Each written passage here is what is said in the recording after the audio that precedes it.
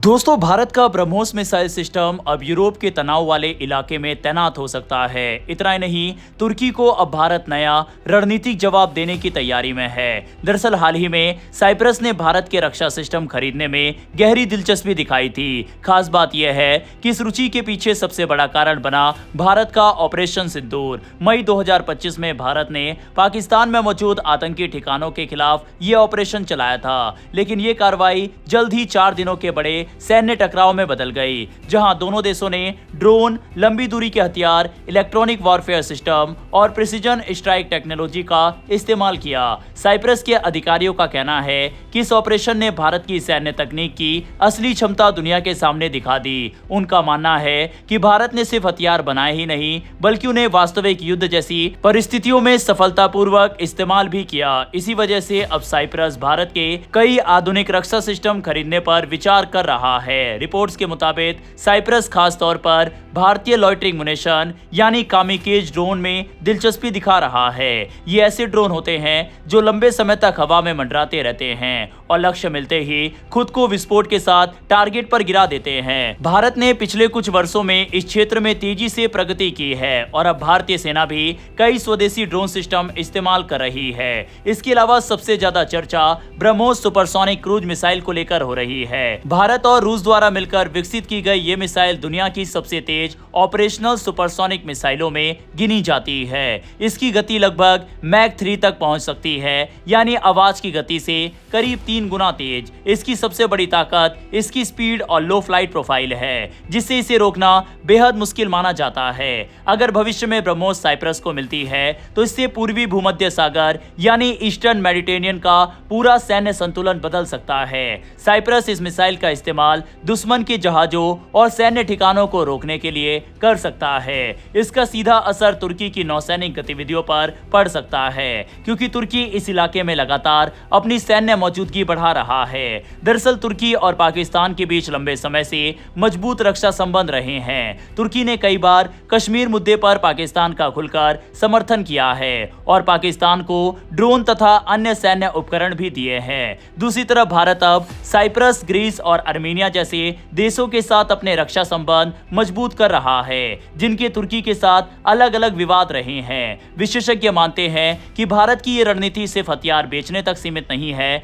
इसके जरिए भारत यूरोप और ईस्टर्न मेडिटेरेनियन क्षेत्र में अपना रणनीतिक प्रभाव भी बढ़ाना चाहता है। इससे भारत को तुर्की, पाकिस्तान, अजरबैजान के बढ़ते सहयोग का संतुलन बनाने में मदद मिल सकती है। खैर, बढ़ते हैं अगली खबर की तरफ, जो कि आर्मेनिया से आ रही है। फरवरी 2026 में आर्मेनिया के रक्षा मंत्रालय ने सार्वजनिक रूप से भारत के आकाश 1S एयर डिफेंस सिस्टम और Pinaka multi barrel rocket launcher को प्रदर्शित किया।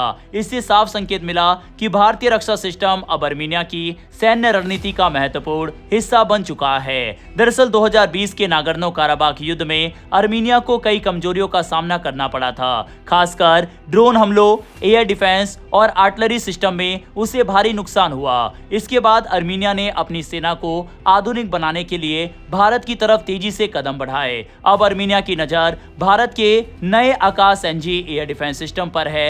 मौजूदा आकाश 1S लगभग 30 किलोमीटर तक सुरक्षा देने में सक्षम है, लेकिन आकाश NG की रेंज करीब 70 से 80 किलोमीटर तक बताई जा रही है। यह सिस्टम दुश्मन की ड्रोन, क्रूज मिसाइल और तेज रफ्तार हवाई खतरों को रोकने के लिए ज्यादा आधुनिक माना जा रहा है। इस सिस्टम की सबसे बड़ी ताकत इसका आईसा रडार है। ये रडार एक साथ कई लक्ष्यों को ट्रैक कर सकता है और इलेक्ट्रॉनिक जैमिंग के बीच भी बेहतर काम करता है।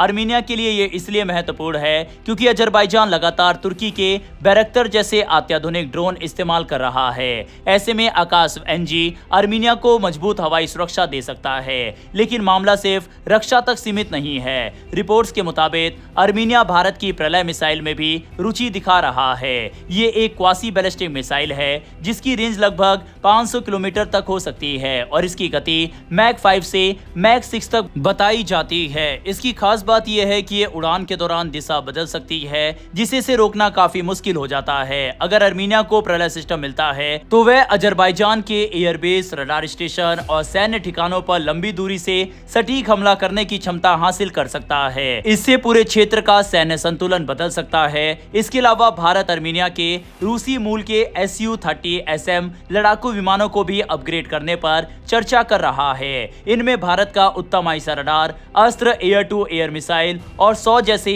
अत्याधुनिक हथियार जोड़े जा सकते हैं। इससे अर्मीनिया की वायुसेना पहले से कहीं ज्यादा मजबूत हो सकती है।